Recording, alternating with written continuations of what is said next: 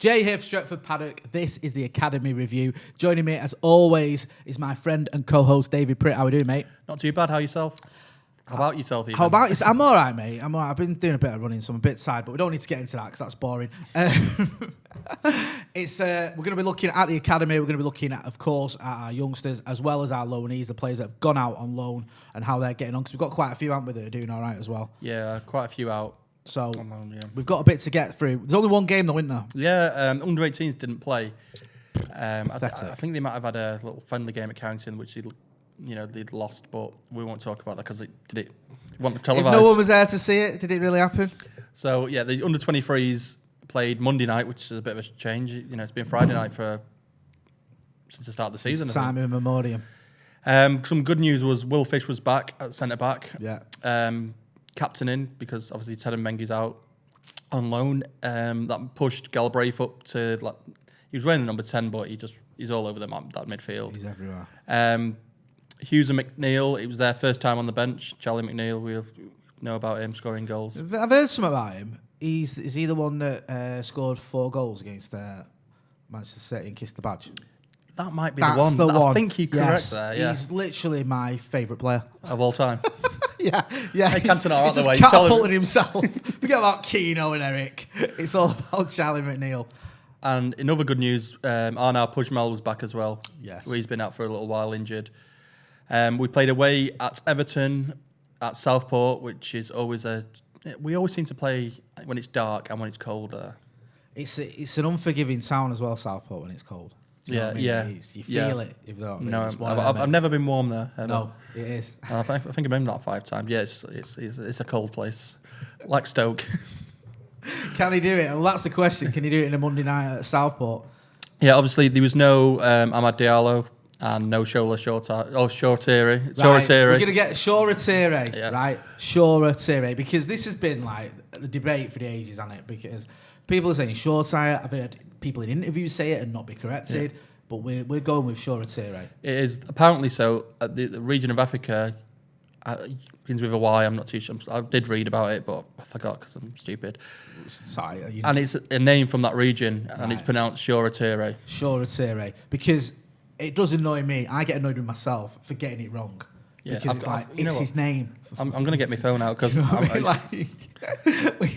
we're here raving about the kid and we can't even get his name right. It's not on, but it's not for the want of trying. I hasten to add there for anyone who's it's a Yoruba name. Yoruba name. Yeah. It's a very nice name, to be honest with you. I'm not going to say anything. Do you know what I mean?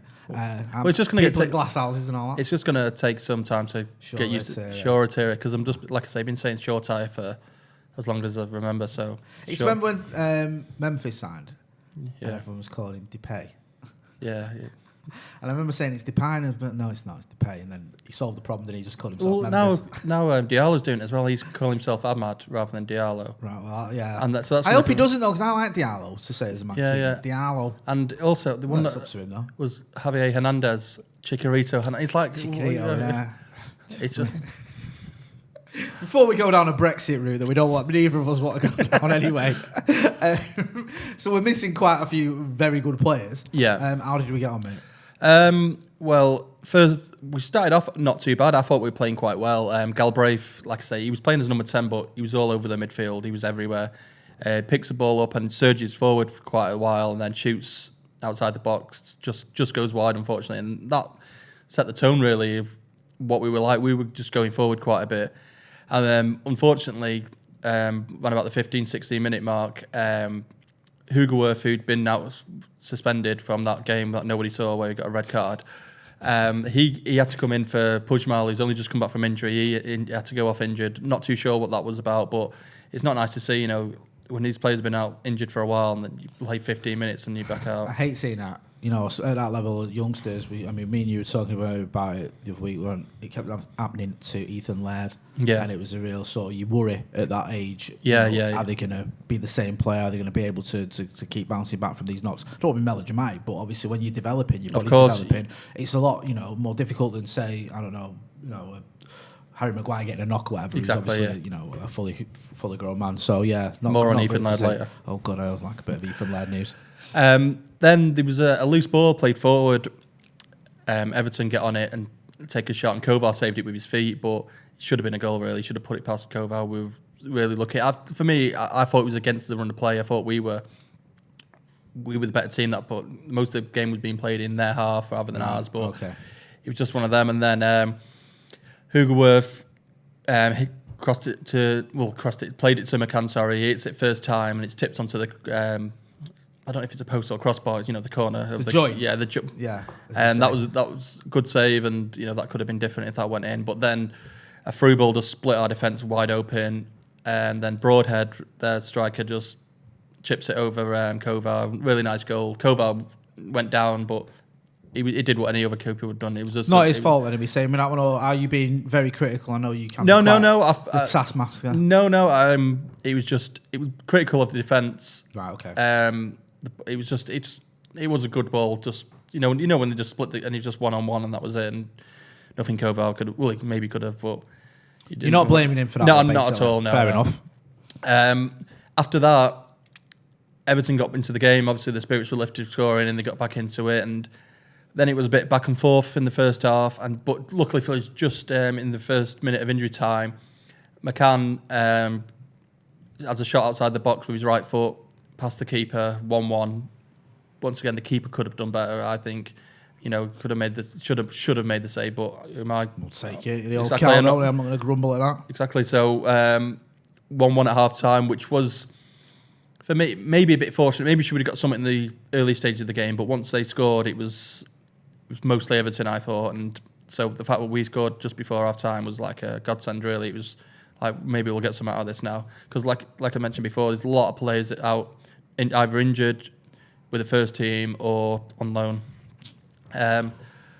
Joe Hugill in the second half has a shot straight at the keeper. Unfortunately, either side probably didn't the goal. It's just he didn't have too many chances, and that one it was just a few more like that, and he'd have scored, I thought. But it was just the way it just came to him and just straight at the keeper. Unfortunately, Hugo Worth steals the ball, has a shot saved onto the post again. So riding the luck here, aren't these toffees? Yeah. Then a shot blocks. A shot from Everton got blocks, falls to Broadhead, who scored earlier, and he puts it away for his second, makes it 2-1. And then not too long after, it was a well-worked corner where they put it into the box. It was flicked on, and literally Broadhead, he stood right in front of the goal. No one marking him, just goes dump in 3-1. And that was it after that, really. I mean, there was probably 25 minutes ago, but we didn't really create much, and I don't think Everton were getting more. They didn't. I wouldn't say they had more chances, but they had more of the ball, and obviously 3-1. The only positive after that you'd say is Charlie McNeil came on to make his under-23 debut. Obviously, it was in a loss; he didn't score or anything, but he has now played for the under-23s. So both 17-year-old lads who we've signed this season are both playing for the 23s now. I remember you saying this to me, but you've said it several times, that we've got quite a young age group. Oh, it's ridiculous. They're playing in the under-18s when they're barely out of nappies, and then they're playing in the under-23s when they're 17. So they're playing a sort of ahead of themselves, aren't they? Yeah, really? it's like expect 17-year-olds to be playing at this level. I mentioned him a couple of times, Ethan Galbraith, who I thought run our midfield when we were playing well, and he surged forward a lot. He's like the senior player of the team. He's 19. Yeah, it's over. It's past it, Ethan. Forget it, mate. Yeah, you know and so unfortunately that was it. 18s didn't play this week, like I say. So there was that. I think they played a little. I don't know. We'll keep quiet about that. But there's a double header on Saturday. So the under-18s are playing at midday at the home to Derby. Oh. So don't know who's Wayne Rooney might be there. So yeah, bit of a connection there. And then at 2:00, the under-23s are away to Southampton. Ooh. It's a long journey, isn't it? Yeah, I've done that one. It's not nice, is it? And I've never been to St Mary's. Have you not? No. One of the grounds. Is it on your list? It's on my list. I've done most in London, North East. I was about to say, there's not many grounds you've not been to. No, there's a few. Is there? Yeah, there's quite a few. Fair enough. Never been Ellen Road. Mate, I went once. I'll tell you what, not that I'll apply, but if I got a ticket for next time we're there, you can have mine, because I am never going back to Ellen Road. Right. I don't care what anyone says. Take you up on that. Absolute nightmare ground to go to, one of the worst I've ever been to. Anyway, we digress. So just quickly before we do move on, what was the sort of standard like, do you feel, from Everton and from that game in particular? Because the under-23s, it's always a sort of talking point in it. Is it good enough? Is it the level that we want it to be? Do the players get the experience and the sort of the standard that they should be getting? And it's one of those debates that goes on for ages. I know Steve Housen's not a massive fan of it, but yeah, it's one of them. Like that game, the loss. It's a competitive game, that one. So these other games where you're watching, it's boring. This, even though we did lose, Everton were good with the game, and it probably a bit of a test for some of our players. But people are going to moan, they're getting beat 3-1. But there's more or less a starting 11 that are either injured with the first team out on loan. There's so many players. And like you mentioned, they're so young. Like Galbraith, 19, he's the main. You're not going to get it. They did play a younger player. I think they had a 16-year-old that you played, which good for Everton because their academy. No, they've had people come through. They're always competitive. They had that lad, didn't they? What's his name? That Derby manager. Yeah, I can't remember his name. Someone in the comments let us know. Yes, they've got a couple there. But yeah, in the past, that game I wouldn't say was a bad game for the players. There is others that are like that, but no, that was a competitive local game. Playing at night, can't complain. Some other news, obviously, Shola Shorteri played for the first team. So it's. I mean, mad to think that he's still the youngest player to ever play in European competition at 14, and that was a couple of years ago. And now he's playing he played for the first team. has now played for the first team, and the news is that Ethan Galbraith's just been called up to the Europa League squad as we're recording tomorrow's game, which I do think I'd love to see him play again because he's not played since the game over in Kazakhstan, and I just think. And he is in that 23s team. He's probably one of the best players in it. Yeah. And I think he does the fact that Pogba's injured and McTominay's injured. We're relying on people like Fred, I don't know what you think about Fred, but I have a very erratic relationship with Fred, a bit like his shooting. It's very, it's all over the gaff. Well, it's not all over. It's miles away. It's probably not as bad as his shooting. I don't hate him. I think it sounds odd because he's been around for a little while now, but from my own personal opinion, I almost feel like the jury's still out on him. Yeah. I wouldn't say I've given up on him, but I'm not confident that he is good enough for what we need. So Galbraith's playing good football every week. He's looking on fire. Some games he's looking way too good for the under-23 league. Yeah. He's played in the EFL Cup, which he's looked good in. He's now passing left, right foot, long distances. He's played for Northern Ireland more times than he's played for United. Such as the Declan Lavigne side with Wales, isn't it? So why not give him? I'm not saying throw all the youth players in. We're 4-0 up for all the youth players in it, but someone like him, we shorten midfielders. Obviously, Solskjaer's brought him into the squad, but don't just bring him into the squad. I think it's time now for him to have a game. If he does well, he might be able to keep a place in that team. No, I'm all for it. I think you're right. I think I said it after the winner in Turin against Sociedad. A bit of balance now. Bring in some of the youngsters. I'd like to see one or two of them start, or at least get 45 minutes. Maybe it come on at half time. I wouldn't play like you said. I wouldn't play a Kazakhstan. Kazakhstan, style team where it's just Lee Grant and all the resis or all the kids, I should say. But I'd at least bring one or two of them. Yeah, I think 4-goal cushion. Come on. I did my prediction earlier, and I mentioned in that I'd like to see someone like Greenwood up front. Rashford's still playing on the left. Someone like Juan Mata could play. If you played Galbraith, you still could have Matic next to him. I'm not talking about all because Astana wouldn't really work because speaking to Ronaldo upstairs before, if we went 2-0, if we played the youth and went 2-0 down, this is it. You go in at half time and it's like it's only a couple of goals in it, and the kids are starting to panic or their heads are dropping, and you don't want them to be part of something that's a massive negative. I always remember that time we threw away a 4-0 lead off from the first leg. That's not what you want your early experience of playing for Manchester United to be about. We've got enough players now where you don't have to put your full strength team out. No. And we should, with a 4-0 when we advantage, we should be doing something. And I just hope to see Galbraith. Even if he doesn't start, I'd like to see him play in the second half at least, because I do think he's good enough now to have a go. Fingers crossed. I'd like to see at least one or two of them playing. Maybe Galbraith, maybe Diallo, getting 45 minutes. I think would be great. we've got quite a few players out on loan, haven't we? That doing bits as well, doing all right. Aren't Yeah, they? there's You're gonna run us through a few of them. One in particular who you might have heard of called James Garner. Garner. Everyone's raving about. Vague bell, yeah, a bit of a maverick. It's mad to think when he went to Watford, he started off well and it kind of petered down a bit. Where didn't Watford do the monthly managerial cycle? Yeah, he's come to Nottingham Forest and they've been on fire, and everyone's saying it's down to him. I've seen a few clips on social media of him, which looks amazing. And he's playing a lot of. I mean, they played Swansea, got beat 1-0, but he played the full 90 minutes in that. He played the full 90 minutes in a 1-0 win against Blackburn. Apparently looks amazing in that game. That's the clip I've seen, clips from the Blackburn game. I think that's where they were comparing him to Sergio Busquets. Oh, which, no expectation there then. Well, that's not really fair on Busquets when you're showing Jimmy Garner, is it? Busquets has Jimmy Garner posters on his wall, from what I've been told. And then, because he's played 2 games already since in a week and a couple of days, they had a third game and he came on for the last couple of minutes in a 1-0 win against Rotherham, but he'd already played 90 minutes, so he'll probably resting him. Yeah, and I think, me and you've spoken about a few times on this podcast that when you send these kids out on loan, yes, you want them to get experience and you want them to get a good amount of experience, but you want them to be handled in the right way as well.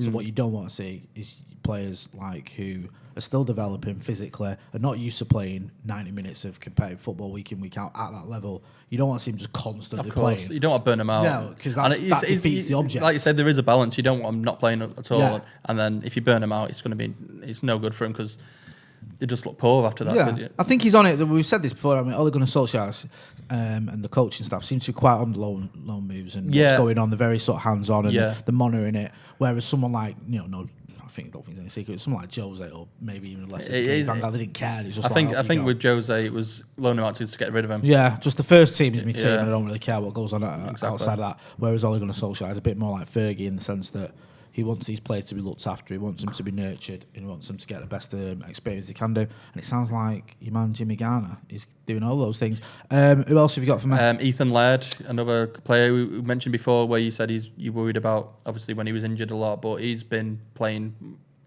quite a lot for MK Dons. Played in a 4-3 win against Northampton. Played 78 minutes in that game. Unfortunately, I'm not seeing this game, but it must have been a thrilling 4-3. 4-3, can't grumble at that. And then he played against Shrewsbury away at 64 minutes in a 4-2 loss, but he did get an assist, which I saw where he was on the wing. Because he's not really playing as a right back. I was about to say he's not, is he? I'm not seeing a lot of him. When I've seen him, he certainly doesn't like he's a right back to me. He's looking like a right wing back or a right winger. Yeah. It's on the right, cuts in, plays it across and puts it on a plate for a player to score. It really, really was a nice assist. So, he has done that. He does that from right back as well when he has been in with the 18s and the 23s. So he's doing it for a professional team. It must be weird because I'm sort of thinking when you're MK Dons, you got a player like that who's obviously so good going forward. You're probably thinking, can we waste him at right back, or do we need him further up the pitch because he can create so much?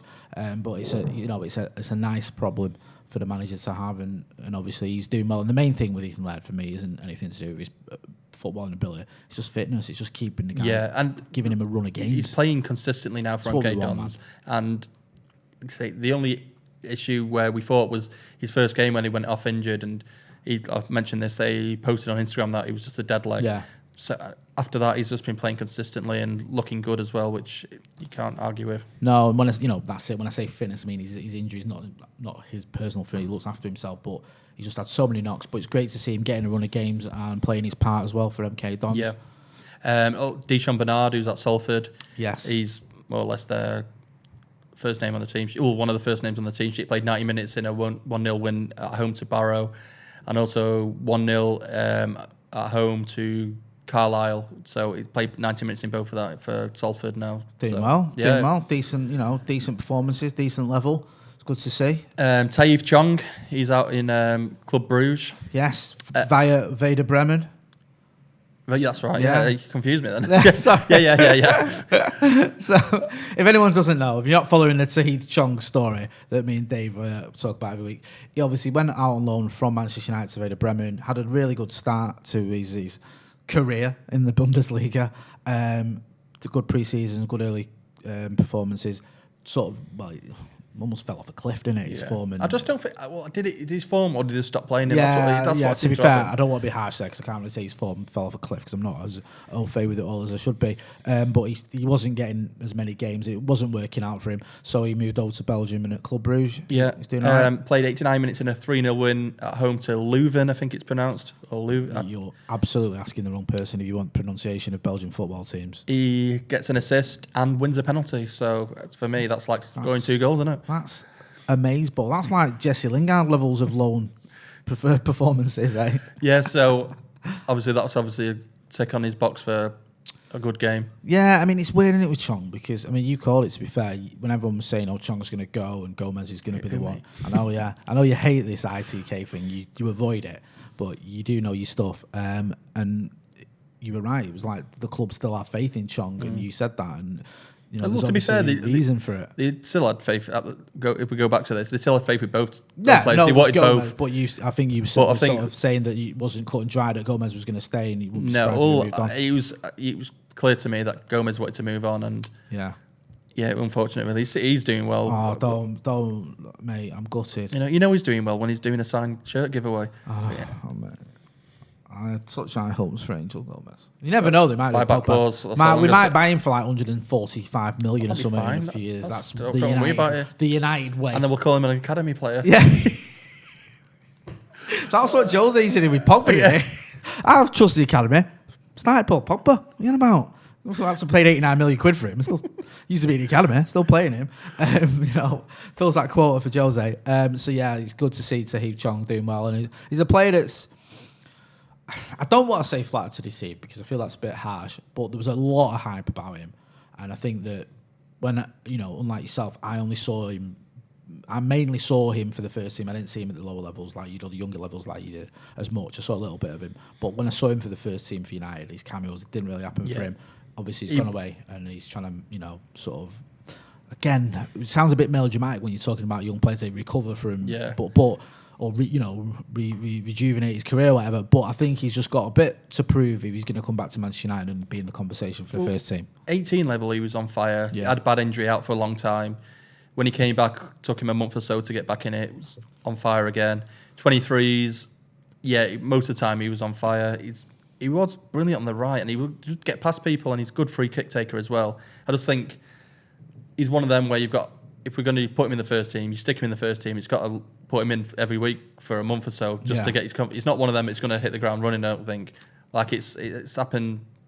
Yeah, I think you've got to be consistent with him, and he'll be consistent with you, kind of thing. And it's not easy, is it, to take that risk and go, okay, we're going to give this kid who might need a few weeks to get going a chance, especially when you look at last season where Ollie didn't have that luxury, did he? Of being able to say, go on then. It's not like back in the day, like 2000 when we won the league by April and Fergie started playing the kids. Yeah. The thing though, every game. The issue for me now is how the League Cup is important now. Remember, Fergie used to put the reserves out for. Mate, I've seen some right teams in that competition. Me playing for Manchester United. That's what you kind of word. You want to see that, but now they want to win that trophy no matter what. So yeah, unfortunately, they've ruined. Who's ruined that? City. There you go. They've ruined that competition by making it competitive. That's not what we want. Eh? We want a series of friendlies. What's it? It's got 3 handles. Who wants that? Any more? Yeah, Palestri at Alvarez. This is quite prudent to the game tomorrow. He came on in the 57th minute in a 4-0 loss to Real Sociedad away. Oh, I bet they loved him for that, didn't they? Yeah, come on, son, we're getting battered on you come. So obviously they won 4-0. We're playing him tomorrow. Obviously we're 4-0 up on him. So bit of poetry there. Yeah. Eh?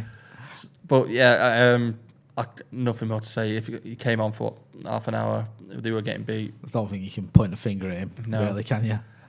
Next one, Ted and Mengi. Yes. Played 80 minutes in a 2-1 win away at Wickham. Now I tried to watch this game. It was on Sky Sports Red Button. Right. I've got the Sky Go up on my PlayStation. Good lad. Don't have the red button on it. Sky, PlayStation, whoever is responsible for this absolute travesty, have a word with yourselves because you're affecting our podcast. I spoke to someone called Stephen Howson. Why would you put yourself through that? He watched the game. He was saying to me I that bet he did. That's his mate playing. That's why. they stuck him at right back Right. and moved the right back to centre back, Okay. which I don't really understand. And he's saying he did all right, but there was a few balls where they were looped over him and he had to run back. But he's playing it right. I didn't understand that, but I have to have a word with Wayne Rooney. Yeah. Wazza, if you watch him, Sort it out. stick him in the middle. That's where he does his best work. And then he was an unused sub in a 2-1 loss away at Watford, which I saw a bit of that because Ben Foster's doing his little vlogs now, isn't he? Oh, is he? Did he have his GoPro behind the goal? No, he's injured, got broken finger, so he's in the stands. Oh, is it? Yeah. He's loving it, innit? He was meant to come on this channel, but we won't go into that. Tell me about it afterwards. Yeah, so, yeah, I mean, again, though, with Mengi, it's like we were saying with the other loanees, you know, you want him to get a bit of experience, but it has to be balanced. And hopefully we'll see him back in the centre of defence, because that's where he's still young, though. He's still young. Yeah, I mean, you know, a lot of, to be fair, a lot of centre-backs play at full-back at some stage in the career. Yeah. Do you know what I mean? But he's not a right back. No. Let's just make that clear. No, I agree with that one. Ethan Laird's the right back. Ethan Laird's a right back.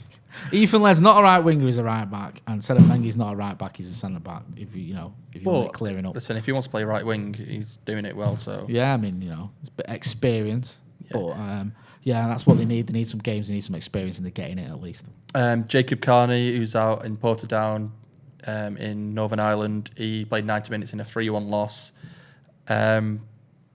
I didn't get any information on this. I've been speaking to someone who's a fan of been watching the game. Unfortunately, not had a chance to speak to him. But This is the goalkeeper, yeah. yeah, I mean, I don't know if it's any goals down to him, but he's playing 90 minutes. He's been doing well, though. Yeah, There, from the previous talks I've had with this guy, he said he's looked great. He's made some great saves. He kept him in it at certain points. Yeah, I just think it's a good move just to get out and be playing 90 minutes in competitive games. Yeah, exactly. You know, first team football, and with goalkeepers, we know that you can have almost 10 years, can't you, before you're ready for the Yeah, first exactly. team madness. Like he's still so young, and you can. I mean, how old was Van der Sar when we signed him? 35, wasn't he? Exactly. So he's got another 15 years. We signed him, and then he went on to break the record for the most number of Premier League clean sheets, winning, was it 4 titles or three titles? Sorry, and the Champions League. So, you know, good thing. There's hope for us, Dave. Exactly, you never know. Exactly. And last one, just a note, really. Dylan Levitt, who's gone out to Croatia. He's not featured yet, unfortunately, but fingers crossed he gets his chance. Funny, because we were talking about this last time, weren't we? Going, he's on the horizon of going to Croatia. Seems like a bit of a left field move, and it's I happened. think we called him the Welsh Luka Modric. You might have done that. I think you agreed to it though. Yeah, based on not any knowledge of Croatian football other than Luka Modric is playing from. Yeah, he is the Welsh Luka Modric. But yeah, hopefully he gets his chance for them soon. I think they play tonight. Actually, He's got to, man, because I can't imagine a scenario where he goes over Croatia and doesn't get any games. Yeah, that would just be crazy. That would be crazy. So there must have been a conversation there where it's like, we're going to use him, and he's a part of our plans or whatever. And I think it's almost like depending on how you look at it, you can look at it as like a bit of a win-win, can't you? Because if it doesn't work out, are we going to judge him too harshly? No. Is Ollie going to go, well, he's not United standard? Probably not, because it's a bit of an unknown entity. Maybe getting back over here and get him in the League One or League. I think I will.